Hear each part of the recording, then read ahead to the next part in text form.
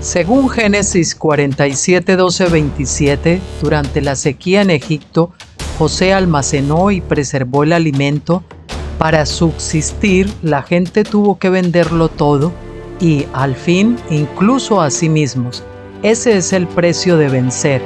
Así es en este tiempo del fin, donde conseguir el alimento para entrar al reino y conquistar nuestra tierra, que es Cristo, formado en nosotros, nos costará renunciar a todo, incluso a nuestra propia vida. Pero a cambio de nuestro todo, tendremos su todo y reinaremos con él. Con ustedes, José. Hola, muy buenas tardes, queridos amigos y hermanos. Después de unos cuantos días que no he podido estar con ustedes, me disculpan. Seguramente que les habrá venido bien un descansito. Seguro que alguno ha aprovechado para escuchar algún vídeo de los anteriores. Y bueno, pues vamos a continuar con la posición correlativa que nos tocaba. Hoy vamos a hablar del bautismo de Espíritu Santo y fuego y vamos a hacer el quinto vídeo. Yo en el vídeo de hoy va a ser pues algunos aspectos del simbolismo de lo que es el fuego, algunos otros aspectos con relación al bautismo de fuego interesante de algunos artículos, en concreto son 4 del doctor Stephen Jones. El próximo día que toquemos ya el apartado 6 del bautismo Espíritu Santo, creo que vamos a ver un par de artículos tremendamente buenos de Gary Sigler, no sé si serán los dos o uno, y creo que terminaremos la serie del bautismo Espíritu Santo y fuego con un articulito mío pequeño, y también pues les voy a dar mi testimonio sobre las tres unciones. Mi vida que yo he experimentado, ¿no?, en esas tres fases de Pascua, Pentecostés y Tabernáculos, y creo que va a ser interesante pues para que tengan una referencia, ¿no? Y bueno, pues dicho esto, vamos a meternos con los artículos de hoy. El primero de ellos está basado en el estudio del profeta Oseas, profeta de la misericordia, capítulo 24, que se titula Una sociedad enferma, del doctor Stephen Jones. Bueno, aquí vemos una foto de lo que es la levadura, molida o en trozos. Y debajo decimos Pentecostés, la fiesta leudada. Pues si ven la ofrenda que se presentaba en Levítico 23:17, ahí se nos muestra cómo Pentecostés precisamente, pues eso, es una fiesta con levadura. Le sabe que ninguna ofrenda admitía la levadura, ni en Pascua ni en Tabernáculos, pero esta de Pentecostés sí, porque Pentecostés, pues ya como anunciando, como la premonición, como la profecía de que Pentecostés iba a ser una fiesta con levadura, una fiesta leudada, y es por ello que Pentecostés pues ha ido de avivamiento en avivamiento, comenzaba un avivamiento, al poco tiempo la levadura que permanecía o que estaba ahí empezaba a leudar y al final acababa apagándose el avivamiento, y el Señor pues suscitaba años más tarde, en otro lugar y en otro tiempo, pues otro avivamiento. Y así, ¿no?, hemos estado en estos 2000 últimos años hasta el año 1993, que es cuando acaba la edad de Pentecostés. Y ahora pues sabe que estamos transicionando ya a Tabernáculos. ¿Y por qué, sin embargo, Tabernáculos va a ser un avivamiento continuo? Porque no va a tener levadura, no se va a apagar, sino que se va a ir extendiendo nación tras nación a que todas las naciones caigan bajo el poder del Señor, bajo el gobierno de Cristo y sus vencedores. Pentecostés, por eso se necesitaba precisamente el bautismo de fuego para contrarrestar la levadura, y por eso nosotros tenemos que pasar por ese bautismo de fuego. Perdón, en Levítico se necesitaba que la levadura fuera horneada. Cuando se le echaba la levadura, pues tenía que ser horneada, pues precisamente para contrarrestar el efecto de la levadura. Y así en Pentecostés nosotros tenemos el bautismo del Espíritu Santo, el fuego, Pues Espíritu Santo y fuego, que es lo que va a hacer que en nosotros sea quemada y contrarrestada toda la levadura, hasta el punto de llegar a morir a la carne, donde se elimina completamente el hombre viejo y la levadura que pudiera tener el hombre viejo.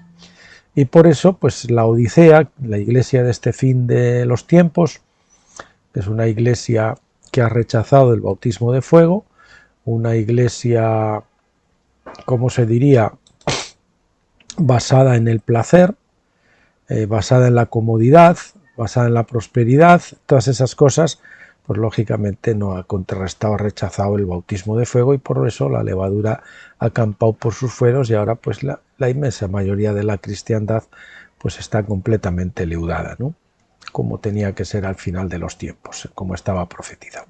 Bueno, vamos allá. El último versículo de Oseas 6 profetiza acerca de la intención de Dios de revertir la cautividad de Israel y restaurarla a su estado anterior de prosperidad. No hay una ruptura en el texto hebreo, por lo que el siguiente versículo continúa este pensamiento. Oseas 7 del 1 al 2 dice: Mientras yo quería curar a Israel, se descubrió la iniquidad de Efraín y las maldades de Samaria, porque practican mentira y entra el ladrón mientras fuera saquean los bandidos. Y no consideran en su corazón que tengo en memoria toda su maldad. Sus obras están por todos lados, están delante de mí. Esto debe entenderse en el sentido de que cada vez que Dios había tratado de curar a Israel, es decir, de restablecerla, se expuso la iniquidad. La metáfora de la curación representa un acceso lleno de pus, un grano lleno de pus, que se expone cuando el doctor examina la condición de Israel. La curación no puede tener lugar hasta que se drene el pus y el veneno de la iniquidad. La implicación es que el juicio divino es como abrir y drenar un grano de fístula. Es doloroso, pero es la única manera de drenar la maldad interior. Y eso es un poco pues el simbolismo del bautismo del Espíritu Santo. No basta solamente con tratar de contrarrestar nuestra conducta externa, nuestro comportamiento, sino que el mal está dentro. Y entonces es como algo infectado, un grano infectado que hay que apretarlo para que supure, para que salga de dentro todo. Y eso es lo que hace el bautismo de fuego con nuestra carnalidad. Sacarla, exponerla e irla sanando hasta que al final, pues muriendo a la carne, digamos que es extirpada completamente. El profeta nos dice que no consideran en su corazón que tengo en memoria toda su maldad.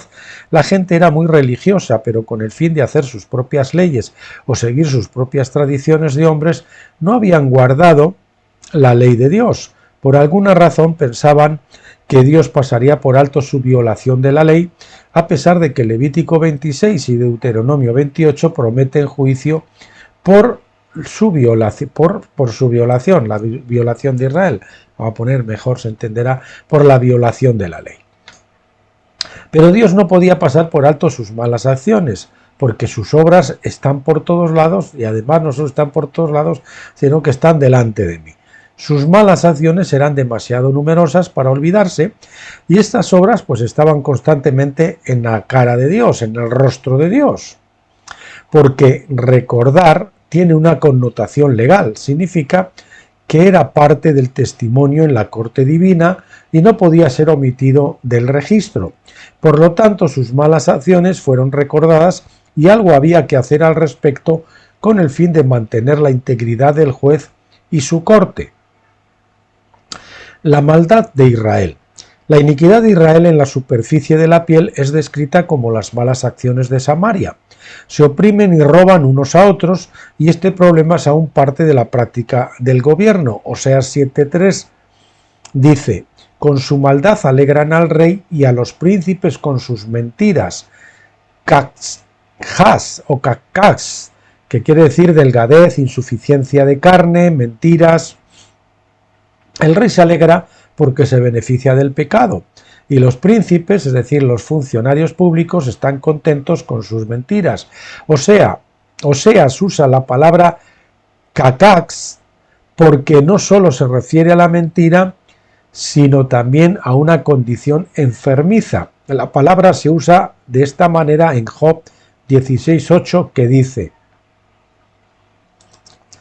y me has llenado de arrugas, testigo es mi flacura, cascaz, que se levanta contra mí, dando testimonio ante mi cara, de mi rostro. En otras palabras, mi estado enfermizo visible da testimonio acerca de mi condición, porque los síntomas son evidentes para todos los que tienen ojos para ver. Así era también la condición de Israel, su maldad era evidente debido a los síntomas reconocibles del robo y el fraude en la sociedad y en el gobierno. O sea, el robo y el fraude evidenciaban que había una condición interior putrefacta. El rey y los príncipes estaban contentos con esta condición, ya que se beneficiaban de ello. ¿Les suena de algo, no? Eso de que los príncipes y los gobernantes se benefician de la maldad. La iniquidad es rentable para los malvados. ¿Cómo se beneficiaron? Tal vez alentaron el pecado para que la gente buena exigiera al gobierno tomar más poder, que exigiera al gobierno que tomara más poder. Es decir, a crear un estado policial. Pero con una mayor aplicación de la ley también viene un mayor gasto, por lo que los impuestos son creados para apoyarlo. Se necesitan más y más policías o soldados, todos los cuales se convierten en empleados del gobierno, que dependen del gobierno para su subsistencia. Aquellos empleados tienden a empujar el aumento de impuestos debido a que sus propios cheques de pago dependen de esos impuestos. Esto lo estamos viviendo hoy, pero vamos, de una forma casi calcada. La raíz del problema, es decir, de la maldad, no se resuelve porque el rey y sus príncipes se benefician de ello, tanto en términos monetarios como en términos de poder. Así continuó la nación en su enfermedad y su delgadez, en oposición a la prosperidad, testificaban de su condición de enfermos. La metáfora del panadero. Oseas 7:4 dice: todos ellos son adúlteros, como un horno encendido por el hornero, que cesa de avivar el fuego desde el amasado de la masa hasta que fermenta. El calor era una metáfora hebrea común para la pasión. Esta pasión puede ser positiva o negativa. En este caso, el profeta estaba hablando negativamente en términos de adúlteros, cuyas pasiones ilícitas causaban que fueran como su propia esposa, Gomer. Los adúlteros son, por lo tanto, comparados con el horno calentado por el panadero. Tal vez el profeta pretende sugerir que el gobierno de Israel, es decir, el rey y sus príncipes, representaban el panadero que animaba a la idolatría, representaban al panadero que animaba a la idolatría, es decir, al adulterio, con el fin de lucrarse por el pecado del pueblo. En este momento no hay ninguna sugerencia de que Dios sea el panadero, aunque podemos prever esto en un momento posterior, cuando Dios destruya la levadura de pecado en Israel. Sin embargo, por el momento la atención se centra en la pasión del calor del horno con el que Israel comete adulterio contra su marido. Un panadero amasa la masa y luego la deja a un lado para dejar que suba a través del proceso de fermentación. Durante el ínterin calienta el horno para prepararlo para poner la masa en el fuego que mataría la acción leudante. Así también Israel como masa debía hincharse con su levadura durante el periodo interino antes de ser colocada en el fuego de la tribulación. O sea, primero el Señor deja que el pecado alcance su máxima pecaminosidad, como dicen Romanos, para luego traer el juicio.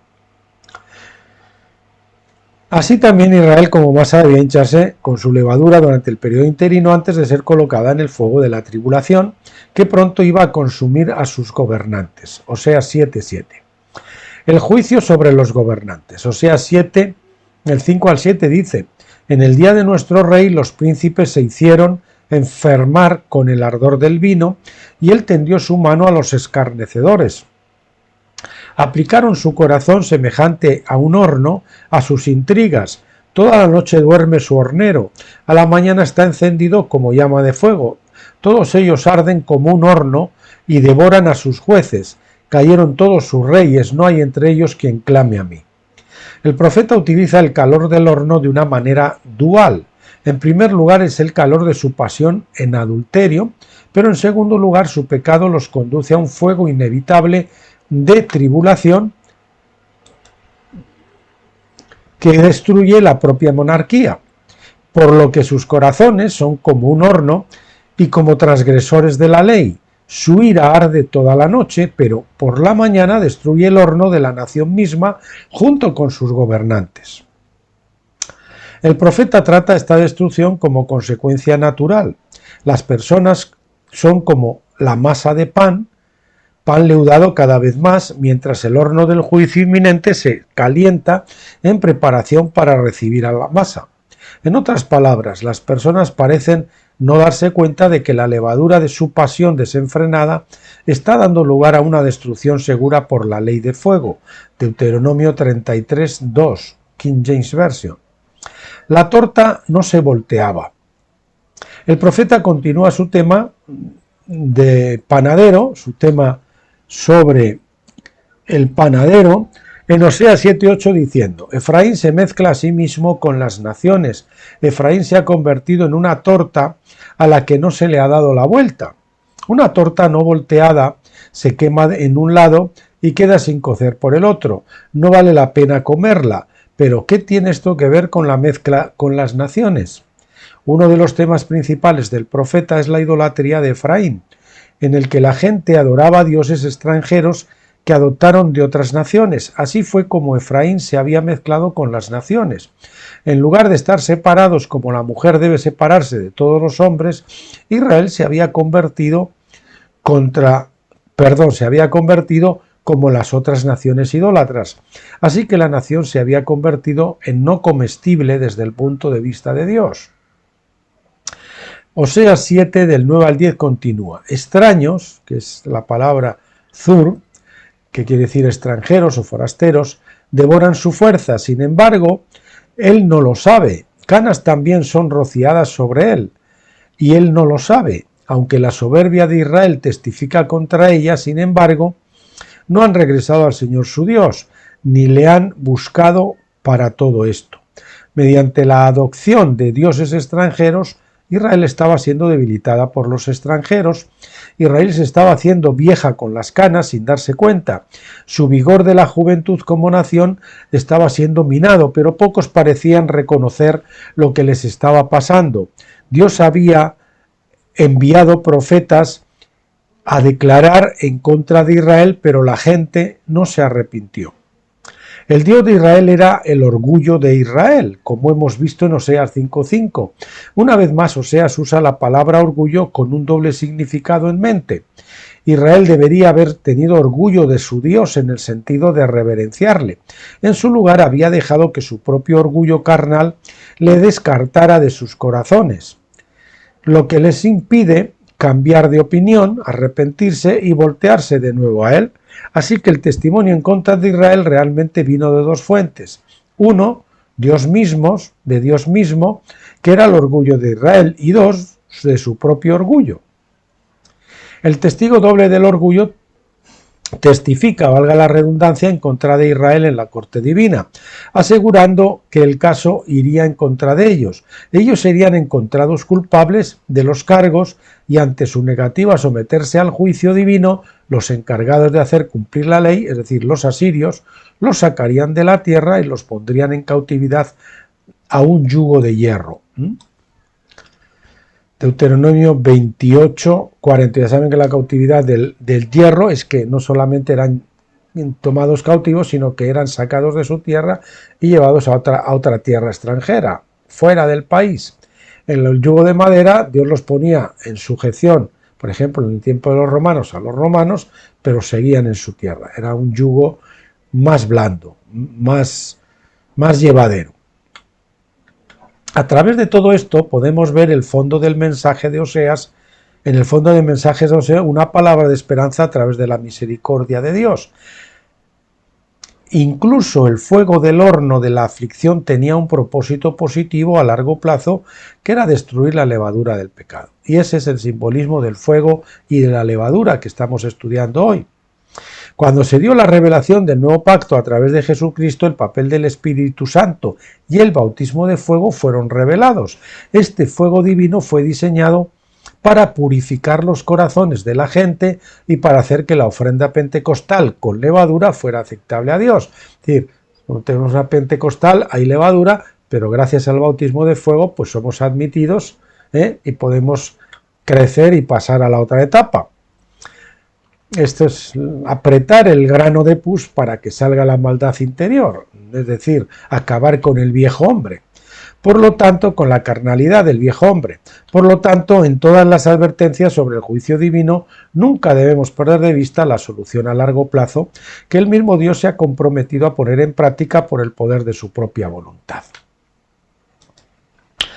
Bien, pasamos al segundo de los artículos, que es de la Primera de Corintios, del estudio de Primera Corintios 3, la parte 3, y habla de los materiales de construcción de templo y de cómo son probados por el fuego. Cuando dice Corintios, la obra de cada uno, el fuego la probará. Bien, y aquí tenemos la imagen, madera, heno, hojarasca, vemos una cabaña cubierta de heno, madera, hecha de madera, pues lógicamente, y luego tenemos aquí pues piedra recubierta de oro, con oro incrustado, que lógicamente, y alguna piedra preciosa, supongo que habrá por ahí incrustada también, oro, plata y piedra, oro que simboliza la naturaleza de Dios, el plata la redención, y las piedras preciosas que son sometidas, vienen de la transformación en el interior de la tierra con una presión altísima y con altísimas temperaturas que hace que se transforme en un diamante, el carbono. Y entonces, pues eso simboliza la obra del Espíritu Santo que nos transforma a nosotros a través de las tribulaciones, la presión y la alta temperatura del horno, de la tribulación nos transforma en piedras preciosas, pues para que el Señor pueda lucir en su corona. Bien, 7 de marzo del 2017 fue puesto esto en el blog. Aunque los hombres son el fundamento de las denominaciones, solo Jesucristo puede ser el único fundamento del templo de Dios está construyendo. O sea, Jesucristo solo, y además es el único fundamento que puede tener el templo de Dios. Por supuesto, no conozco a nadie que admita que su fundador denominacional es el fundamento de su denominación. Siempre se afirma que Jesús es el fundamento y con frecuencia esto es cierto en gran medida al comienzo de la historia de la organización. Sin embargo, las pretensiones son tan buenas como el modo de pensar de la gente. En realidad, la realidad práctica es que si Dios dice una cosa y los líderes dicen otra, los líderes siempre se salen con la suya.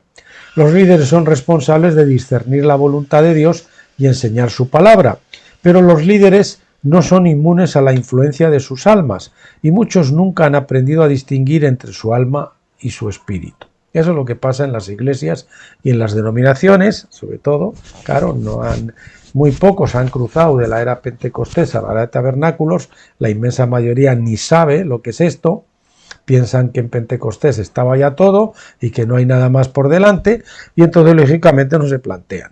Y pues el que no ha cruzado, no ha muerto la carne, no ha sido separada su alma de su espíritu, pues no discierne lo que viene de su alma y lo que viene de su espíritu, y piensa que lo que a él le parece bien también viene de Dios, cuando no viene de Dios.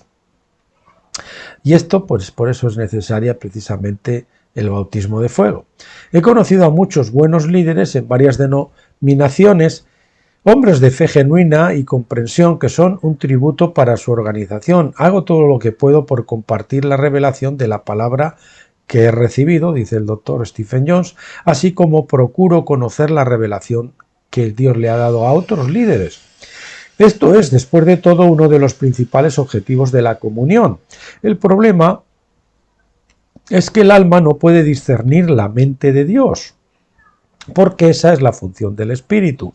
Y en Pentecostés no podemos discernir con claridad, sino porque estamos mezclados, nuestra alma y nuestro espíritu, no podemos discernir con claridad la mente de Dios, porque esa es la función del Espíritu, y si no somos todavía espirituales, si aún somos carnales, pues no la podemos discernir.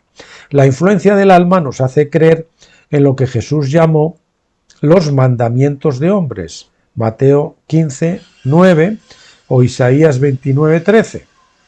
El alma no conoce la diferencia entre la palabra y su comprensión de la palabra. Es decir, el alma cree que lo que ella entiende de la palabra es la misma palabra. Y hay muchas interpretaciones, y por eso cambiamos de doctrina o de interpretación a medida que recibimos nueva revelación. Supone que son lo mismo y por lo tanto el hombre anímico está cerrado en su creencia de que está a la altura de la revelación divina. Su confianza está en credos que los hombres han establecido en el pasado, por lo general votando para determinar la verdad, es decir, por votación democrática. Ahí es lo que dice la mayoría y no lo que dice el Señor. Por el poder de la mente carnal con un espíritu de violencia, incluso de fuerza.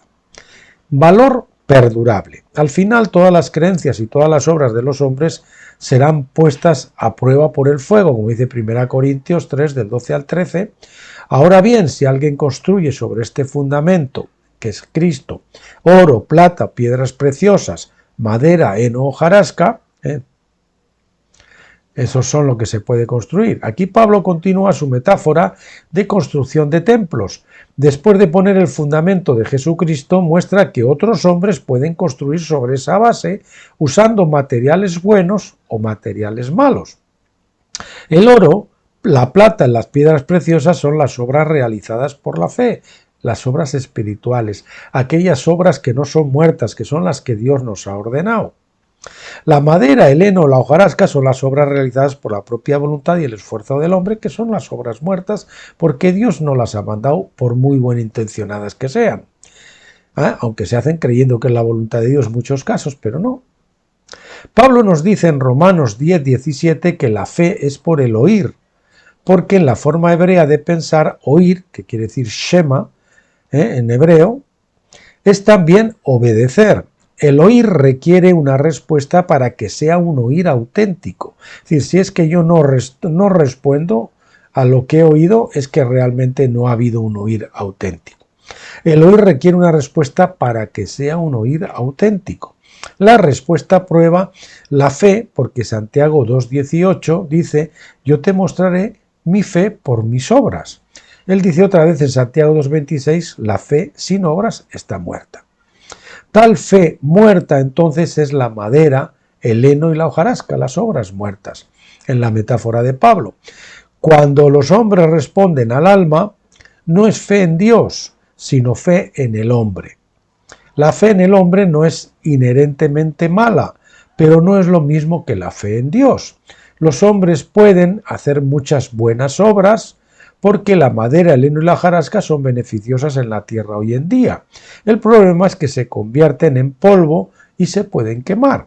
Sabemos por 1 de Reyes 6, 9 al 10 que el templo de Salomón fue construido a partir de madera de cedro.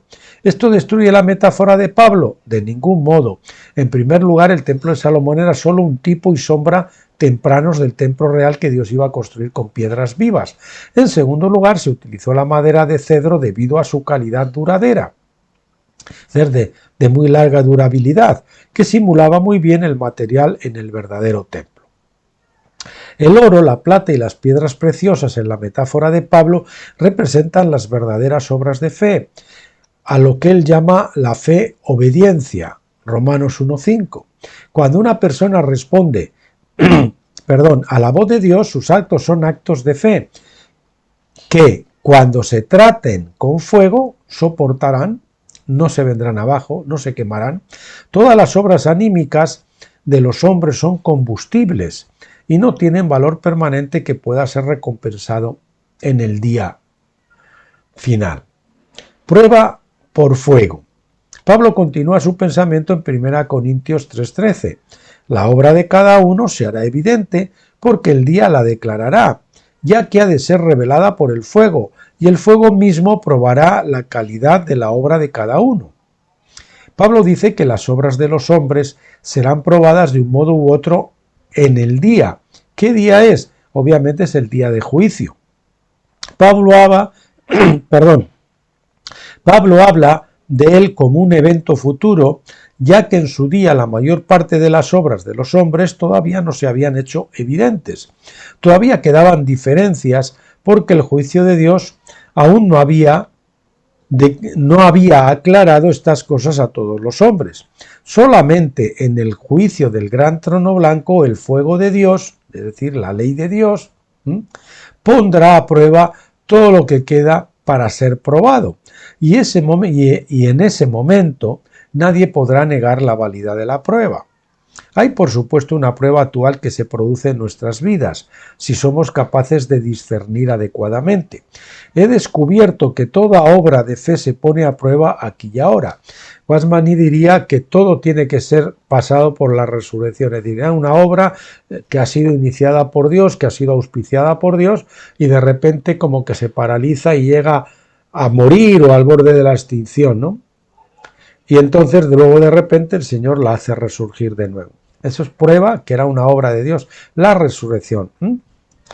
Dios tiene muchas maneras de probar su palabra, es decir, lo que nosotros creemos que su palabra es, por lo que nuestra creencia y comprensión pueden ser probadas por el fuego de Dios. Y de hecho, por eso nuestra fe, nosotros decimos que crea, tú te has consagrado, tú te has metido, te has dicho que me vas a obedecer, que me vas a seguir. Bueno, vamos a ver, te vamos a llevar al desierto, te vamos a llevar a la tribulación, te vamos a llevar a tribulación sobre tribulación sobre tribulación.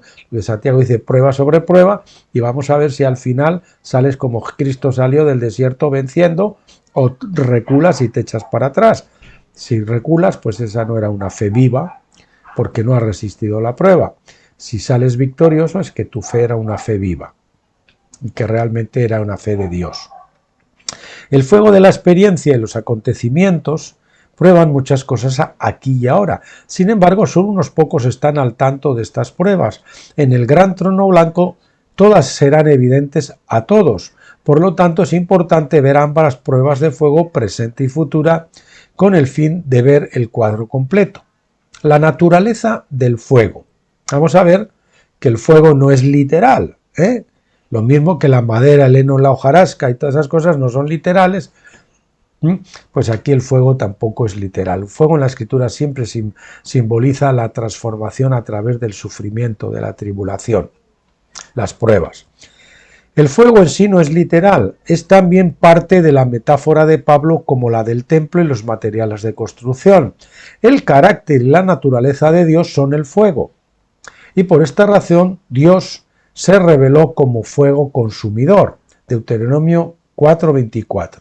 Todas las cosas carnales son combustibles en presencia de este fuego divino. De ahí también que a Israel se le mandó quemar todos los ídolos y todo lo que se asocia con la idolatría. Deuteronomio 13, versículos 13 y versículo 16. La ley de Dios es una expresión de su naturaleza. La ley de Dios es una expresión de su naturaleza. Si se lee con entendimiento, revela quién es Él. Por lo tanto, su naturaleza es la vara de medir de todas las cosas y lo que no está a la altura de su naturaleza será quemado al final. Eso está representado por el oro. Deuteronomio 33:2 habla de la ley de fuego y Daniel 7:10 nos dice que un río de fuego fluía del gran trono blanco. Salía debajo del trono un río de fuego. Un trono es un símbolo de la ley, es decir, la ley está hablando también representando a la ley de fuego. Como el pueblo de los muertos, vamos a repetir el párrafo completo. Daniel 7:10 nos dice que un río de fuego fluía del gran trono blanco, un trono es el símbolo de la ley, sobre el pueblo de los muertos, resucitándolos, es decir, el fuego fluye sobre los muertos y los resucita. Este río de fuego es el juicio divino sobre toda la gente y de acuerdo a Juan en Apocalipsis 20:14, este río se constituye en un lago de fuego. O sea que tenemos la ley de fuego que fluye de alguna forma del trono de Dios convirtiéndose en río y este río al final acaba haciendo un lago de fuego. Pero todo está simbolizando el fuego transformador y restaurador. Es el juicio divino de acuerdo con la ley de Dios. Sin embargo, la ley de Dios no prescribe la tortura de fuego como una forma normal del juicio y mucho menos eterna. La única manera en que se podría utilizar el fuego literal como un juicio es si el pecador en su vida quemó a otras personas. Éxodo 21, 23 al 25 dice: mas si hubiere muerte, entonces pagarás vida por vida, ojo por ojo, diente por diente, mano por mano, pie por pie, quemadura por quemadura, herida por herida, golpe por golpe. El principio viene en la famosa conocida por la ley del talión. El principio divino en la mente de Dios es que el juicio siempre ha de encajar bien con el delito. Si el arreglo monetario no puede ser alcanzado entre el pecador y la víctima, entonces la ley dice que el pecador debe ser herido en la misma forma en que él hirió a su propia víctima. Por lo tanto, en el gran trono blanco, quienes torturaron a otros, ya sea con fuego o por otros medios, podrán ser torturados de la misma manera por el mismo periodo de tiempo antes de ser liberados. Jesús se refirió a una ley similar, Deuteronomio 25:3, diciendo en Lucas 12 de 47 al 49: aquel siervo que, conociendo la voluntad de su señor, no se preparó ni hizo conforme a su voluntad, recibirá muchos azotes. Mas el que sin conocerla hizo cosas dignas de azotes, recibirá pocos, porque a todo aquel a quien se haya dado mucho, mucho se le exigirá, y a aquel que mucho se le haya confiado, más se le pedirá. Fuego vine a echar a esta tierra, y cómo deseo que se haya encendido ya. Es el fuego de la prueba, el bautismo de fuego. Jesús no se refería a un clásico infierno, deseando que ya se hubiera encendido, sino que estaba mostrando cómo tales flagelaciones eran la aplicación de la ley del fuego de Dios. Su énfasis era demostrar que la ignorancia puede reducir la responsabilidad de cada uno. Si yo no ignoro ciertas cosas, pues lógicamente es como un atenuante. Por ejemplo, los obispos de la Iglesia que quemaron a la gente en la hoguera durante la época medieval, que no terminó hasta la década de 1860, casi nada, siglo XIX, casi llegando ya al XX, madre mía, serán tenidos como más responsables ante Dios que los que realizaron injusticias similares, pero que no tuvieron oportunidad de estudiar las Escrituras. Así es. Por supuesto, el proceso de juicio también incluirá los niveles de misericordia que sean adecuados. Los que mostraron piedad alcanzarán misericordia.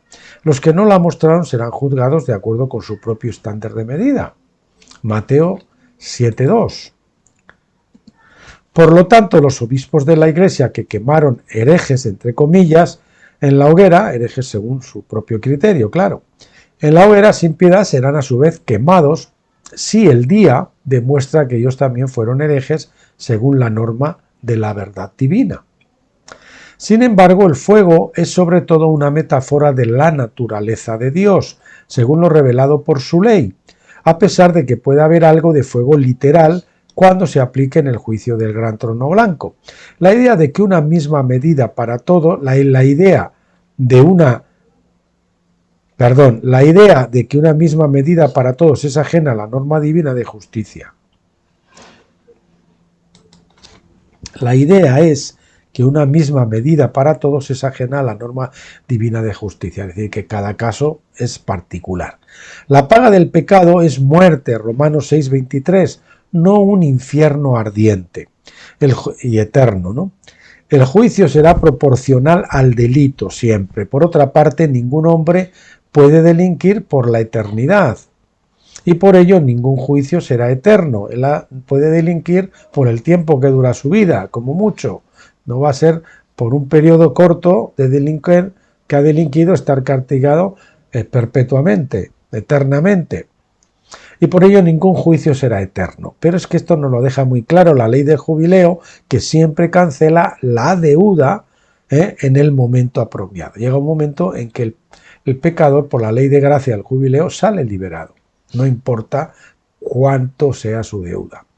La palabra hebrea traducida como eterno o perpetuo es olam, o en el griego aionian, que significa oculto, desconocido por tiempo indefinido.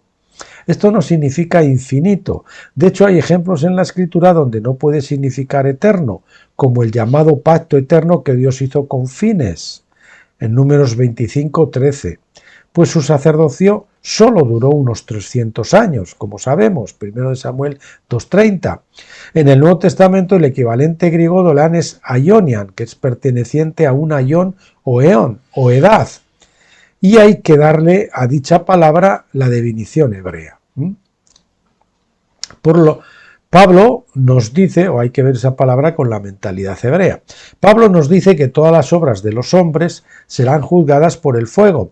Se refería específicamente a los creyentes de ánimo carnal en la asamblea de Corinto, aquellos que seguían los deseos del hombre anímico, como se vio por su deseo de seguir a los hombres, a Cefas, otro a Pablo, otro a Apolos, otros que sea a Cristo. Seguir a los hombres en lugar de a Cristo. Por extensión, por supuesto, todos los hombres serán juzgados por la misma ley de fuego, pero Pablo estaba advirtiendo a la Iglesia que todo su material de construcción iba a ser probado o refinado por el fuego. Bien, pues vamos a actualizar esto y nos vamos al siguiente artículo que nos habla de la segunda muerte como un bautismo de fuego, y está basado en el estudio de Romanos del doctor Stephen Jones. Bien, pues vamos a ello. La segunda muerte es en realidad un bautismo de fuego. Ahí es una cosa clara que tenemos que sacar del día de hoy, que es que todos vamos a tener que ser transformados a la imagen de Cristo al final. Unos en esta vida, otros durante el milenio y otros durante la época de lo que se llama la edad de juicio. Pero al final toda la humanidad será transformada a imagen de Dios y será restaurada a la imagen de Dios. Entonces, incluso el bautismo de fuego, que es la segunda muerte, el lago de fuego, es un bautismo de fuego también. Eso es lo que tenemos que ver, que nadie nos vamos a librar del bautismo de fuego. Lo mejor es, lógicamente, pasarlo aquí, en esta vida, e incluso alcanzar a ser vencedores, para que después pues, no tengamos que recibir azotes o no tengamos que ir al lago de fuego en el caso de los incrédulos. Bueno, la segunda muerte funciona bajo el mismo principio, pero es un tipo diferente de muerte. Se llama bautismo de fuego y lago de fuego. Dios mismo es fuego consumidor, se define como fuego consumidor, y de hecho, como les he dicho algunas veces, si hay algún símbolo que podíamos usar para hablar de Dios o del Señor, pues sería no la cruz, sino la columna de fuego que se aparecía en el tabernáculo, ¿verdad? O en el Sinaí, que apareció también como fuego, la zarza ardiente que apareció en el tiempo de Moisés. Bien, el fuego de su persona está diseñado para consumir, por eso acercarse a la zarza ardiente, que es el Señor, requiere que hay que soportar el calor, y cuanto más te acerca te va a quemar. ¿Pero qué es lo que se va a quemar con el fuego consumidor de Dios? La carne, porque ninguna carne puede estar en su presencia. Solo pueden estar en su presencia los que han sido quemados y transformados completamente.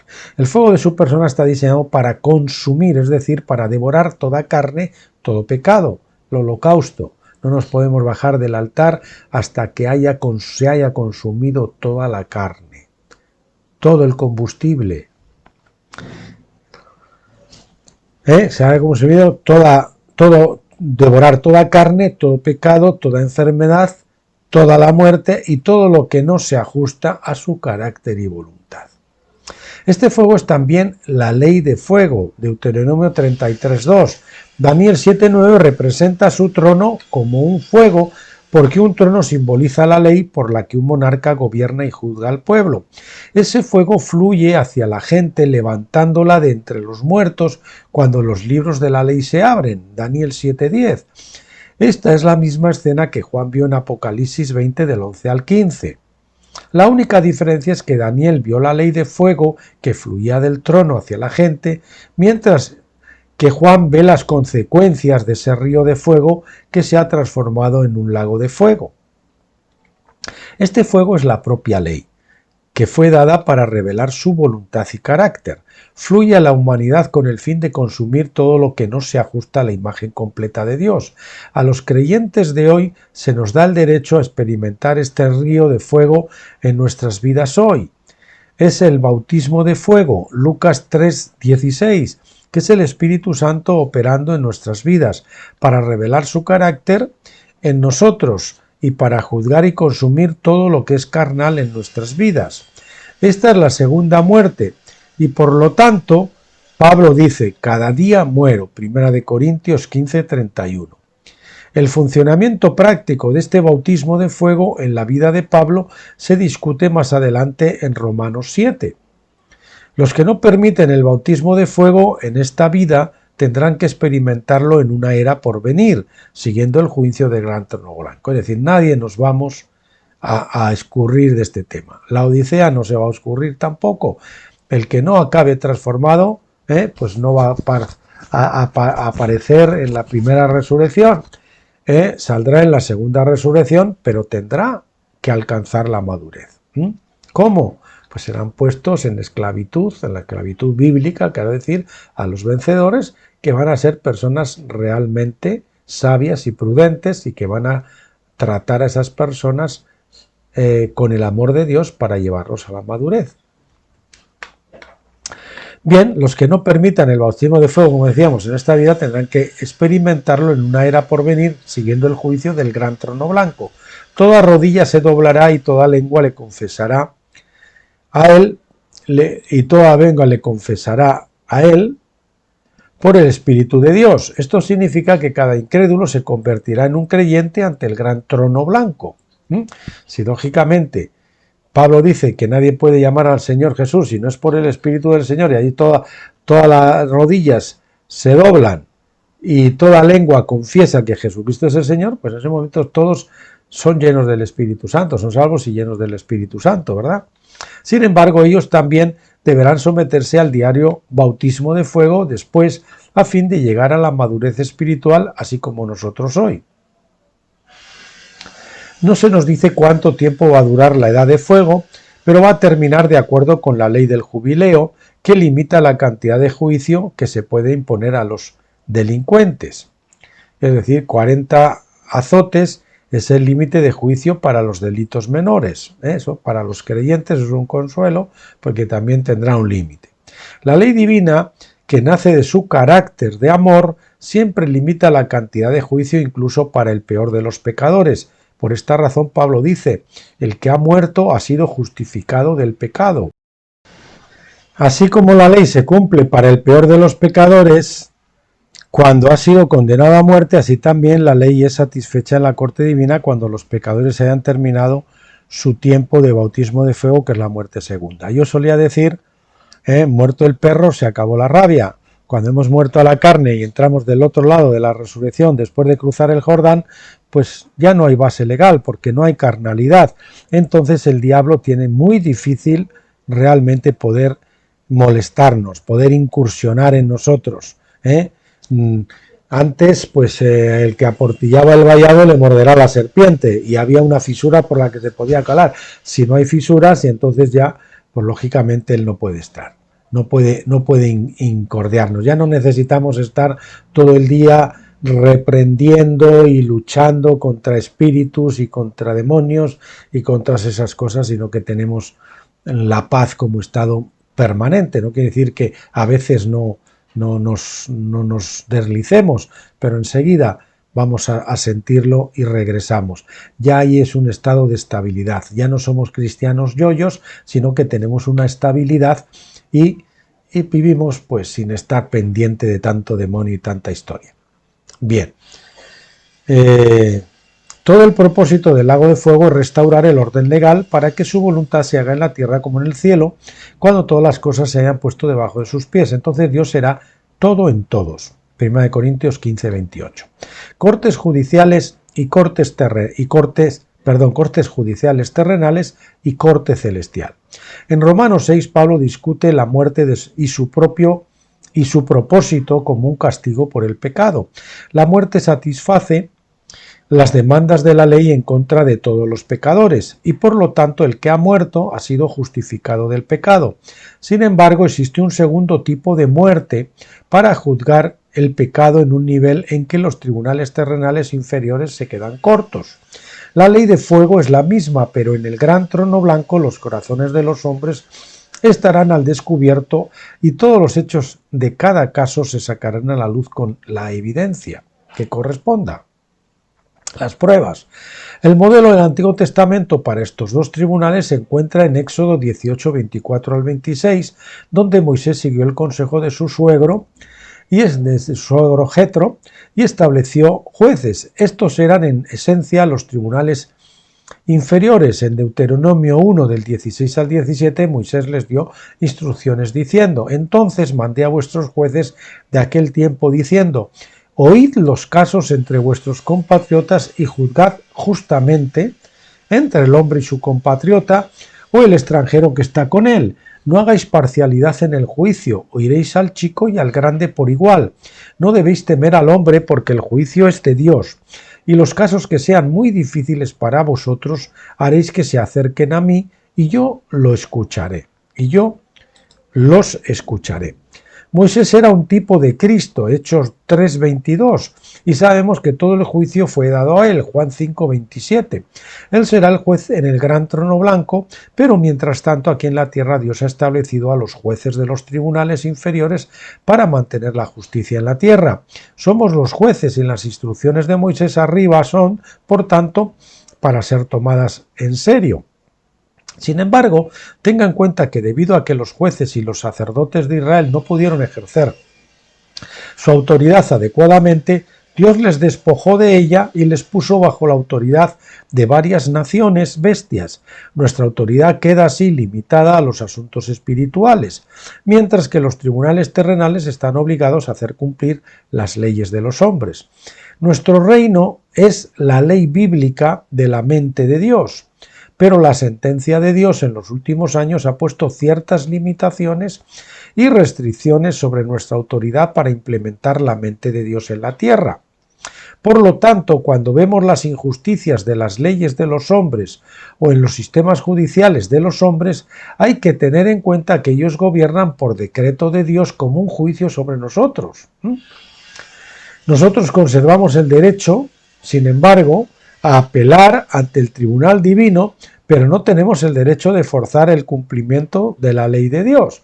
Por ejemplo, podemos hablar ahora de los casos de Trump o del llamado conspiracionista, ya saben, a todos los que no estamos de acuerdo con ellos, somos conspiracionistas, Alex Jones, pues de Infowars, pues Infoguerras, que es uno de los primeros que empezó pues a sacar los trapos de esta gente al descubierto. Pues yo no conozco exactamente el tema, pero bueno, le han sentenciado a 900 y pico millones de dólares. Una bestialidad, una barbaridad. Cuando ni en los peores casos de corrupción y esas cosas, pues se había llegado a esas cantidades ni por aproximación. Pues es una justicia. Alex Jones, ¿qué va a hacer? ¿Luchar y pelear? No puede. Tiene que decir, bueno, Señor, me arrodillo ante ti y pido justicia.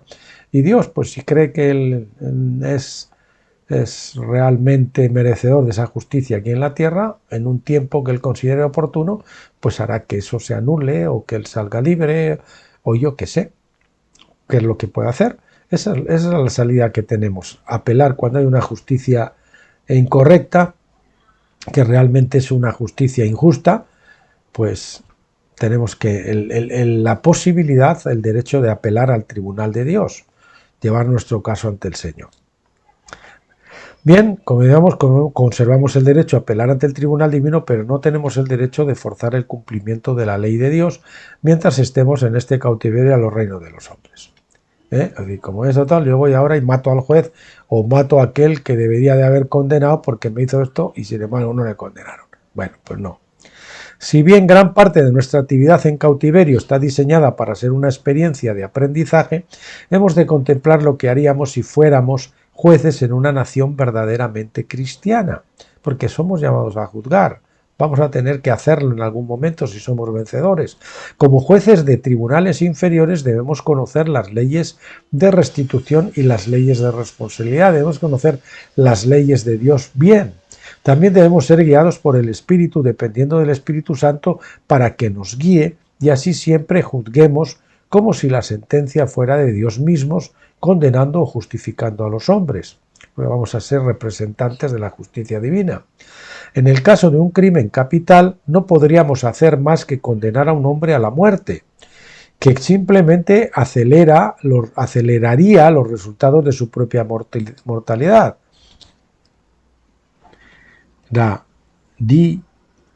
Los resultados de su propia mortalidad. El Tribunal Superior, sin embargo, es capaz de sentenciar a un hombre a la muerte segunda. En ese momento, la segunda muerte hará la primera muerte irrelevante, como leemos en Revelación o en Apocalipsis 20:14. Y la muerte y el Hades fueron arrojadas al lago de fuego. Esta es la muerte segunda, el lago de fuego. Entonces ahí, pues el Señor entenderá con ellos, que es el juez perfecto. En ese tiempo ningún pecador morirá por mortalidad, porque la segunda muerte le requerirá pagar la penalidad de la ley hasta que el jubileo de la creación finalmente lo libere, al final de los tiempos. Esta sanción no será un abismo de tortura, sino de trabajo. La ley reconoce todo pecado. A mí Stephen Jones me dijo un día, hablándole de esto, que el periodo del lago de fuego aquí en la tierra no va a ser un periodo malo para vivir, porque la tierra va a estar gobernada por los vencedores, ¿no? Va a seguir gobernada por la gente que ya ha sido madurada. Y entonces, pues va a ser un lugar bastante bueno para vivir, aunque algunos tengan que estar sometidos a esa esclavitud bíblica, repetemos, bíblica, los vencedores, que es una esclavitud basada en el amor y en la restauración, pues todos van a estar conformes. La ley reconoce todo pecado como una deuda para que pagar, por lo que debido a que no hicieron uso del sacrificio de Cristo en su nombre, ya sea por ignorancia o por rechazarlo de plano, tendrán que trabajar para su propia deuda. De la otra forma, si hubiesen aceptado a Cristo, no hubiesen tenido que hacerlo, porque el pago de Cristo les hubiese... pero ellos rechazaron eso, entonces tienen que pagar ellos con su propio tiempo, sus deudas, con su tiempo de esclavitud, con su trabajo. Dado que la deuda es impagable, obviamente sus deudas serán redimidas por los que forman parte del cuerpo de Cristo. Es decir, a usted, el Señor te dice, Pepe, a ti te voy a poner, te encargo que redimas a Juan, y que durante este tiempo del lago de fuego esté bajo a tu cargo, ¿vale? Bien. Y trabaje para ti sirviendo al Señor, es decir, sirviendo al reino de Dios. A continuación, las leyes de la redención serán aplicadas y los sentenciados servirán a sus redentores en Cristo, como leemos en Levítico 25:53. Como con el tomado a salario anualmente hará con él. El redentor no se enseñoreará con él con rigor delante de tus ojos. Así van a actuar los vencedores, aplicar con justicia y con amor. Todos los que sean juzgados así serán colocados bajo la autoridad de los vencedores, que regirán de acuerdo con el carácter amoroso de Cristo, y no con severidad. Los vencedores estarán en posición de enseñarles los caminos de la justicia, porque ellos ya son perfectos, para que conozcan a Cristo por lo que Él realmente es. Se trata de la pena de la ley de fuego, según el carácter y la intención de Cristo el legislador. Sabemos que Pablo estaba familiarizado con las leyes de la redención y con Levítico 25:53, que hemos leído arriba, porque él apela a este pasaje más adelante en Romanos 6, del 16 al 22. Cubriremos esto en breve. Mientras tanto, sin embargo, esto es suficiente para dar un esquema básico de la naturaleza de la muerte segunda, del lago de fuego. Dios juzgará a la humanidad por la norma de su propio carácter o naturaleza, como se expresa en su propia ley. El principio subyacente es amor, por lo tanto.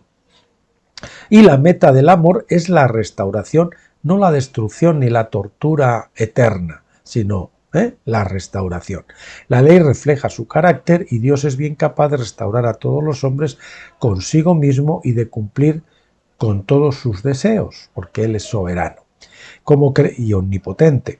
Como creyentes en Cristo, haríamos bien en estudiar la ley para que sepamos cómo actuar como jueces en la tierra, si nos toca el turno.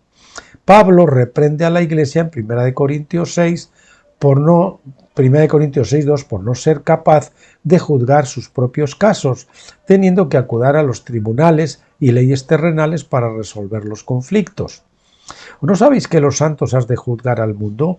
Y si el mundo es juzgado por vosotros, ¿no sois vosotros competentes para constituir los tribunales de justicia muy pequeños? ¿O no sabéis que hemos de juzgar a los ángeles? ¿Cuánto más los asuntos de esta vida? Si bien es cierto que me he desviado un poco de la discusión de Pablo en Romanos 6, creo que es importante para nosotros conocer con más detalle el significado del versículo 7 y cómo la muerte nos justifica del pecado. Hay enormes implicaciones en la declaración de Pablo que pocos han descubierto porque no conocen la ley. Bien, vamos a ver, actualizamos también este y nos vamos al otro, que es con el que vamos a terminar hoy, que se titula El panorama del plan de Dios, Dr. Stephen Jones. El propósito de Dios al crear el universo era extender su reino más allá de la dimensión espiritual al ámbito de la materia. Génesis 1.1 de hecho nos proporciona la extensión conocida de su reino, los cielos y la tierra. Ese es su ámbito. Los que están desequilibrados en su perspectiva ven solo uno de estos reinos como su reino. La vista completa y equilibrada es ver que el reino de Dios incluye ambos, los cielos y la tierra. Espíritu, alma y cuerpo. Hay algunos con una visión materialista que no reconocen el reino del espíritu. Tal es el punto de vista de la ciencia y las leyes modernas que se han convertido en puntos de vista puramente materialistas. Muchos cristianos también saben poco acerca de los asuntos espirituales porque confunden las cosas espirituales con los asuntos religiosos.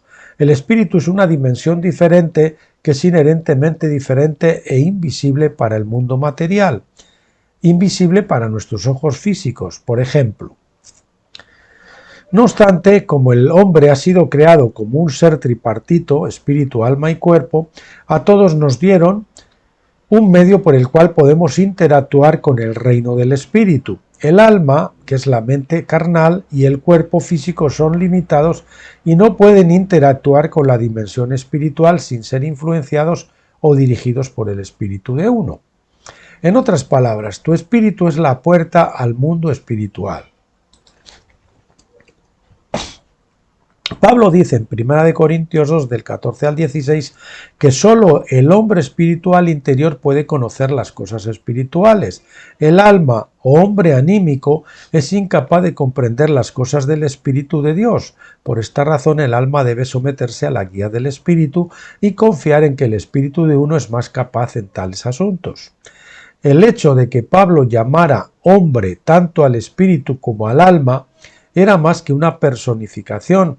Indicaba que cada uno de ellos tiene un yo consciente o mente, uno una mente carnal y el otro una mente espiritual.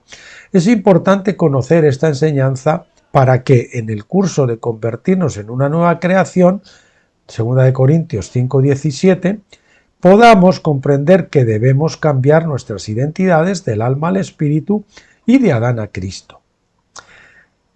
El Cristo que está en nosotros como hijos engendrados de Dios es el producto de dos padres. Usted es la madre, como María lo fue para Jesús, y Dios es el Padre, que nos engendró por medio de su Espíritu a través de la semilla de la palabra, del Evangelio. Tiempos de refrigerio y restauración. Con el fin de establecer el reino de Dios en la tierra en el sentido más amplio, todos debemos en algún momento ser engendrados desde arriba. Ahí comienza todo el proceso.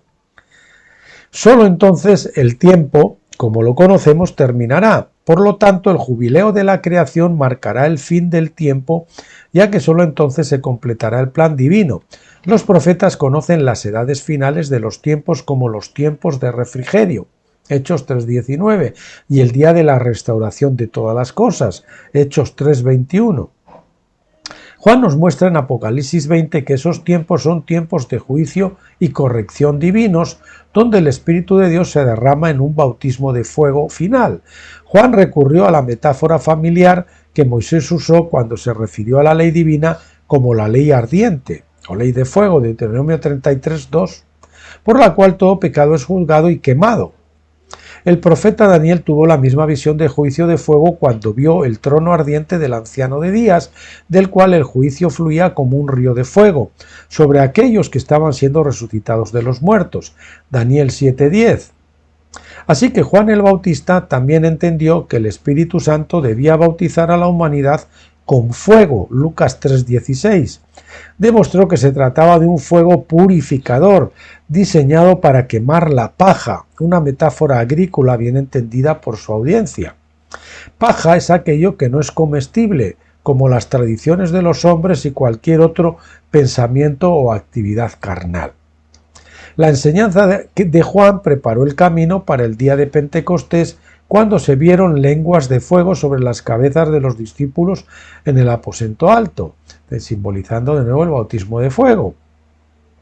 Solo cuando entendemos la metáfora del fuego en las Escrituras podemos ver verdaderamente el propósito del Espíritu Santo, que es transformarnos. Ese propósito es juzgar todo pecado, purificar a todos los hombres de sus maneras carnales, restaurar el orden legal mediante la restitución y el trabajo, y en última instancia corregir todo lo que está mal. El juicio divino finalmente restaurará todas las cosas. La misión de Elías, Mateo 17:11. Debido a que Elías mismo hizo descender fuego literal del cielo, segundo de Reyes 1:10, los discípulos de Jesús pensaron que debían seguir el mismo ejemplo sobre los incrédulos, Lucas 9:54, pero Jesús los reprendió porque no entendían que lo que es muerte en el Antiguo Testamento es vida en el Nuevo. El juicio ardiente en el Antiguo Testamento, Sodoma por ejemplo, no reflejaba verdaderamente el corazón de Dios o la mente de Cristo. El bautismo de la ley ardiente es para restaurar, no para destruir. Aquellos de nosotros que tenemos una mentalidad del nuevo pacto y que tenemos la mente de Cristo podemos aplicar los juicios de Dios de una manera consistente con el verdadero propósito del plan divino. Al saber que Dios pretende ser el todo en todo, 1 Corintios 15:28, hemos abandonado el punto de vista dualista griego, donde al final se dice que Dios gobierna solo sobre una parte del universo, mientras que el diablo se lleva a la mayoría se lleva la mayor parte, no la mayoría, de la humanidad a un reino llamado infierno. Pues entonces, ¿quién gana la batalla? Pues la ganaría Satanás, no Dios, ¿no? Si él se lleva a la mayoría, ¿quién ha ganado la guerra? Desde nuestro punto de vista, Dios gana, y Él gana al cambiar los corazones de todos los hombres, principalmente a través de estos juicios de fuego, de estos juicios divinos, de este bautismo de fuego. 3 cosechas. La severidad de estos juicios se ve nuevamente en la metáfora de la paja, que es el problema principal de toda la humanidad. Vamos a ver cómo no es lo mismo el juicio para los que recorren todo el camino, que los que recorren el camino intermedio y los que recorren solo la primera parte. Vamos a ver que el juicio va de menos a más. Cuanto más dóciles seamos y nos sometemos en esta vida, pues tendremos un juicio mucho más sencillo, mucho más liviano. Si es en el milenio, pues será un poquito más duro, y si es después del milenio, en la edad del juicio, pues será más grande, más duradero, más largo. Bien, 3 cosechas. La severidad de estos juicios se ve nuevamente en la metáfora de la paja, que es el problema principal de toda la humanidad. En los 3 festivales o fiestas de cosecha en las Escrituras vemos 3 ofrendas de primicias, cada una representando una porción diferente de la humanidad: cebada, trigo y uvas. Pascua, Pentecostés y Tabernáculo. Las primicias de la Pascua era la cebada, las primicias de Pentecostés el trigo, y las primicias de Tabernáculos las uvas. O al revés, que quiero decir, es al revés, al revés, como lo he dicho: Tabernáculos cebada, Pentecostés el trigo y las uvas la Pascua. A Israel se le dieron 3 festividades principales de cosecha, cada uno con una primera ofrenda de primicias para santificar la cosecha. Estos tienen aplicación personal, por supuesto, pero en la historia profética a largo plazo cada una representa 3 grupos de la humanidad que se presentan a Dios en diferentes momentos de la historia. Esto se relaciona directamente con la presentación de los hijos de Dios para que puedan manifestarse en la tierra. La cebada se avienta, el trigo se trilla y las uvas se pisan con los pies o bajo los pies. La paja de la compañía de la cebada, que son los vencedores, los que llegan hasta tabernáculos, no se adhiere al grano, que es el germen, sino que se quita con el simple viento. Se molían en el viento y salía la paja y quedaba la cebada allí, sino que se quita con el viento con mucha facilidad. Tales son los vencedores, quienes como Cristo son movidos más fácilmente por el Espíritu, que es el viento, Ruach. Estos se arrepienten más fácilmente con un mínimo de presión o de juicio. La compañía del trigo, que representa a los de la Iglesia en general, estos requieren trillarse para quitar la paja del grano. Por lo tanto, Pablo dice que la Iglesia será salvada, pero así como por fuego, así como a través del fuego. 1 Corintios 3:15. Y luego tenemos la compañía de la uva, que representa al resto de la humanidad incrédulos, que son pisados en el lagar de Dios, será juzgada con la mayor severidad representada en el pisado de las uvas. Los hombres pisan las uvas para extraer el jugo y dejar de lado la paja, que en este caso es el pellejo. El propósito de Dios se establece en 1 Corintios 15:27, donde todas las cosas se ponen bajo sus pies.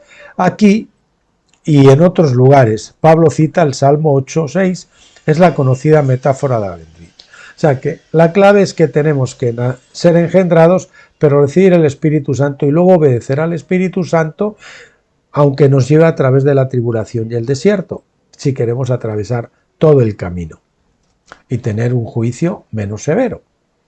Cuando la cosecha final está completa, Dios presenta la fiesta, la gran mesa de la comunión, donde puede celebrar con nosotros, es decir, el pan sin levadura, que es la cebada, el pan con levadura, que es el trigo, requiere el bautismo de fuego, lógicamente para que sea leudada, y si es leudada, para que sea contrarrestada, y si es contrarrestada, pues se pasa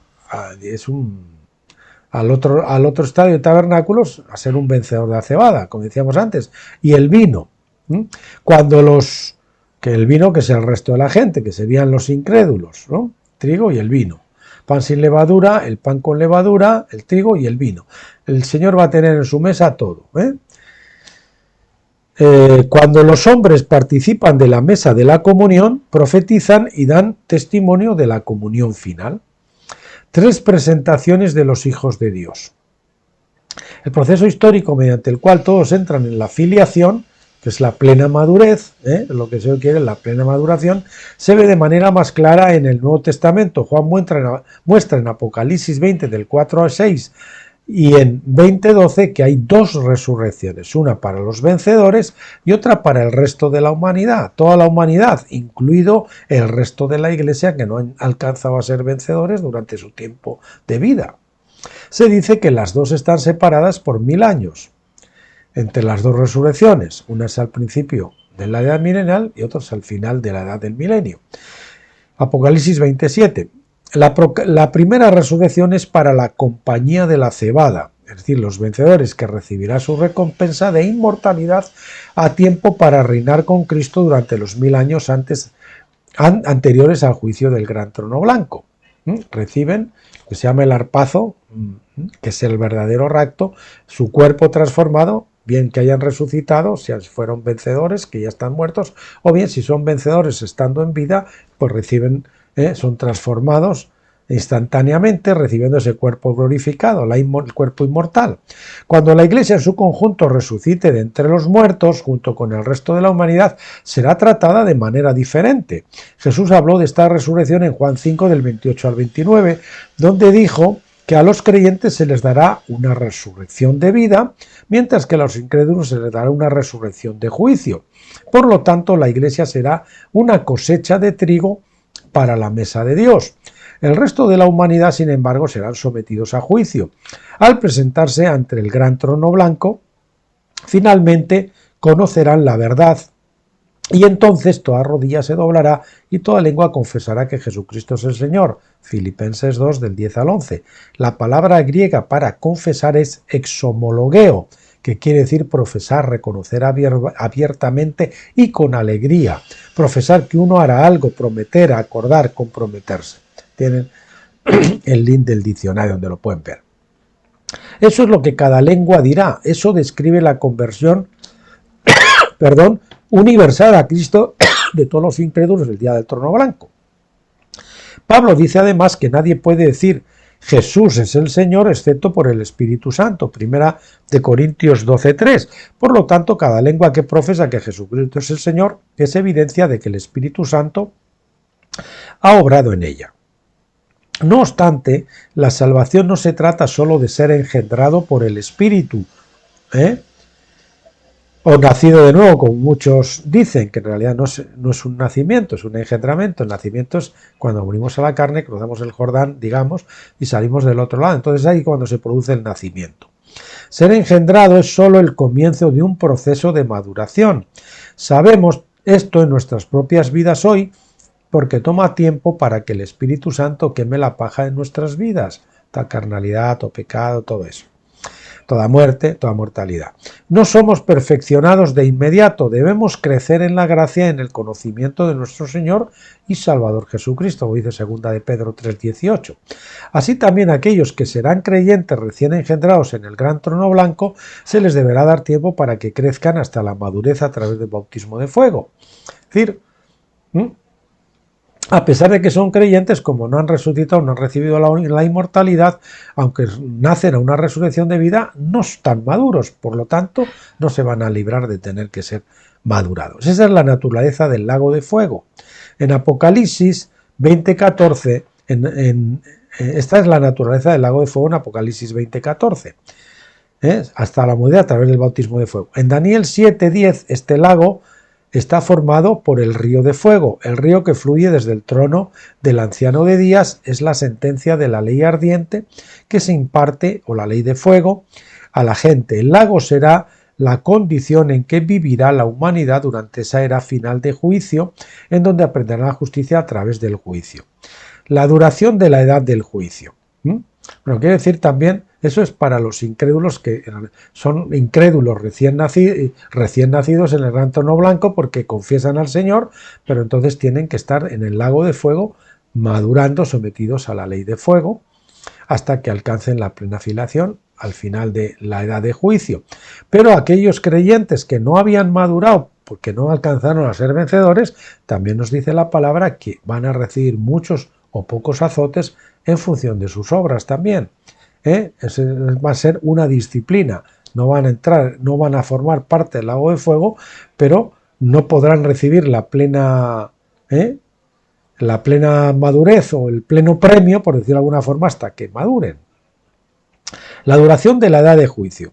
Esta era del juicio es en gran parte mal entendida porque está oculta para la mayoría de las traducciones, que la hacen eterna o perpetua. La palabra griega aion significa una era, un eón, y aioniana significa perteneciente a una era.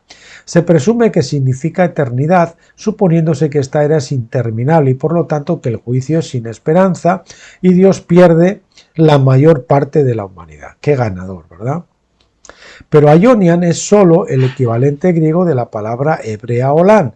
Olán significa oculto, desconocido, indefinido. Viene de la palabra raíz alán, ocultar, esconder, como nos dice.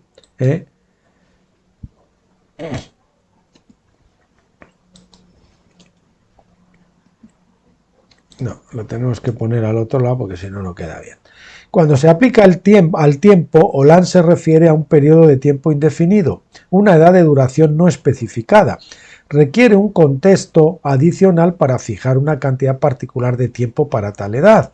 Para Jonás fueron 3 días, Jonás 2:6. Para Fines, que recibió un pacto de sacerdocio olán, que se traduce como eterno, lo han traducido como eterno, que duró aproximadamente, sin embargo, 300 años, tiempo después del cual su línea fue reemplazada por la de Sardo del tiempo de Salomón, Primera de Reyes 2.27. Ni Jonás ni Fines sabían exactamente cuánto duraría su tiempo, porque Dios se lo ocultó, pero el tiempo no fue eterno, obviamente. Y así el juicio en el Nuevo Testamento también es aioniano, lo mismo que Olam. La duración de esa edad final está oculta para la mayoría de las personas, pero es ilimitada, como sabemos. ¿Cómo lo sabemos? Ciertamente, no por la palabra aioniana en sí, lo sabemos por la ley de jubileo que limita todo juicio y restaura todo lo que un hombre ha perdido. En el contexto de las leyes nacionales, la trompeta del jubileo cancelaba todas las deudas y liberaba a todos los hombres por gracia. Cada 49 años, Levítico 25, 8 y 10 al 11. Las escrituras aplican esta ley más ampliamente como en las 70 semanas de Daniel, que son 70 años sabáticos o 10 jubileos, en el contexto de la creación misma, donde un día o año es como 1000 años, el jubileo de la creación llegará al final de los 49.000 años. Parece que ahora estamos al final de la primera semana o 6.000 años. El séptimo milenio será el tiempo entre las dos resurrecciones, como dice Juan. Parece que la edad de juicio se extenderá por otros 42.000 años después de eso. Apocalipsis 11.2 y 13.5 asocian el número 42 con la tribulación y el juicio. Ciertamente pisar las uvas es una forma más severa de juicio que aventar la cebada o incluso trillar el trigo. Aquellos que son bendecidos al tener fe en Cristo en esta vida recibirán una recompensa mucho mayor y se les asignarán responsabilidades en las edades venideras. Pero al final todas las cosas serán puestas bajo los pies de Cristo y Dios será todo en todo. No será todo en algunos ni algo en todos, sino todo en todos y en todo. Esas son las buenas nuevas del Evangelio. Cuando Dios gane al final, entonces tanto el cielo como la tierra serán completamente restaurados, sin dejar ni una porción de oscuridad que pudiera contaminar la luz, ningún pecado que corrompa el universo justo, ningún incrédulo que esté en desacuerdo con la mente de Cristo. Ese es el plan divino en general. Las escrituras revelan muchos detalles a lo largo del camino para que podamos entender el plan, su propósito y su forma de pensar. Intentaremos mostrar algunos de esos detalles a medida que avancemos. Aquí tienen algunos artículos relacionados, también enlazados, el modelo del reino y las 3 fiestas de la cosecha de Dios, cebada, trigo y uvas, revisado en el gran jubileo de la creación. Bien, pues hasta aquí hemos llegado en el día de hoy, la quinta parte del bautismo en Espíritu Santo y fuego, donde hemos visto el simbolismo de la levadura y el fuego, y hemos visto que todo el mundo, todos los hombres al final van a ser transformados por la ley de fuego, que es la naturaleza de Dios, simboliza la naturaleza de Dios, y al final todo el universo será restaurado y Dios será todo en todo, y no quedarán trazas de la muerte ni del pecado, ni de nada que no sea compatible con la naturaleza de Dios. El próximo día que abordemos este tema, este tópico del bautismo en Espíritu Santo y fuego, ya les dije que veremos un artículo sensacional de Gary Ziegler y seguramente 1 o 2, depende de la duración de ambos, y terminaremos este tema, este tópico, Dios mediante, con la parte 7, que ya será, como les dije antes, la que será una cosa de tipo casi testimonio personal. Primero con un artículo mío que habla de esto también y después con mi testimonio personal sobre mi paso por esas fases de unciones y de fuego, ¿no? De la transformación del Espíritu Santo. Bueno, pues ahí les dejo. Material lo he quedado para que lo mediten, para que lo rumien. Los entrego en las manos del Señor, que Él es bueno y Él los va a guardar. Hasta el próximo día. Que Dios los bendiga.